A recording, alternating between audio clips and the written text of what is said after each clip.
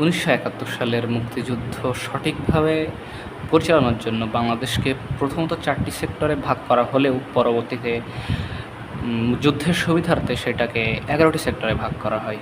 তো 11টি সেক্টরে বিভিন্ন সময় মোট 16 জন সেক্টর কমান্ডার ছিলেন। তো প্রধান সেক্টর কমান্ডার যে 11 জন ছিলেন, এই নামগুলো মনে রাখার জন্য এই ট্রিক্সটি আমরা ফলো করতে পারি। তো 1 নাম্বার সেক্টর জিয়াউর রহমান ছিলেন সেক্টরের 1 নম্বর সেক্টরের হেড। এই জন্য আমরা এখানে জিয়ার এখানে 1 লিখতে পারি।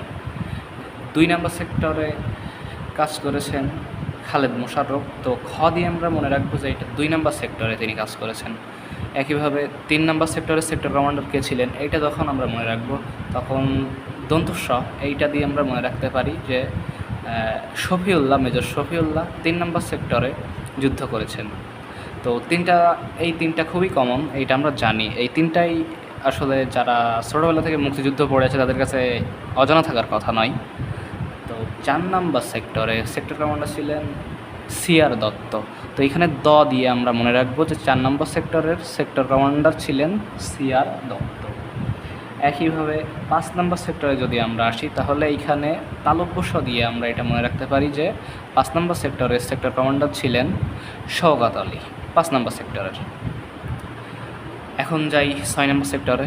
তো 6 নম্বর সেক্টরে তো আমরা এখানে দেখতে পাচ্ছি যে বানুর। এইখানে আমরা বাকে যদি 6 নম্বর সেক্টরের সেক্টর কমান্ডারের নামের প্রথম অক্ষরের সাথে তুলনা করি তাহলে 6 নম্বর সেক্টরের যিনি সেক্টর কমান্ডার ছিলেন তার নাম ছিল বাশার। তো এইভাবে আমরা এটা মনে রাখবো যে 6 নম্বর সেক্টরের সেক্টর কমান্ডার ছিলেন বাশার। 7 নম্বর সেক্টরে যদি আমরা আসি তাহলে 7 নম্বর সেক্টরে এইখানে নুরুজ্জামান সেক্টর কমান্ডার ছিলেন। তো দন্তন্বয় রস্যু দিয়ে আমরা মনে রাখবো যে নুরুজ্জামান 7 নম্বর সেক্টরে ছিলেন। 8 নম্বর সেক্টরের এইখানে যদি আমরা আসি তাহলে আমরা ও দিয়ে এইখানে আমরা মনে রাখতে পারি যে 8 নম্বর সেক্টরের সেক্টর কমান্ডার ছিলেন ওসমান। 9 নম্বর সেক্টরে যদি বলি তাহলে 9 নম্বর সেক্টরের বুর্গীয় যদি আমরা মনে রাখবো যে 9 নম্বর সেক্টরের সেক্টর কমান্ডার ছিলেন জলিল, মেজর জলিল। ঠিক আছে, তো এইগুলো সবার নামের আগেই তাদের পদবি আছে। তো আমি আসলে ভিডিওটা যাতে শর্ট হয় এজন্যই সংক্ষেপে বলে যাচ্ছি। এবার শূন্য, এইখানে শূন্য বলতে আমি বোঝাতে চাচ্ছি এখানে 10 নম্বর সেক্টরকে। এখন 10 নম্বর সেক্টরে কেন শূন্য বলছি? 10 নম্বর সেক্টরে তো নিয়মিত কোনো কমান্ডার ছিল না। মোট 515 জন নৌবাহিনীর কমান্ডের অধীনে ছিল এই 10 নম্বর সেক্টরটি। তারাই আসলে ওইখানে যুদ্ধটা পরিচালনা করতেন।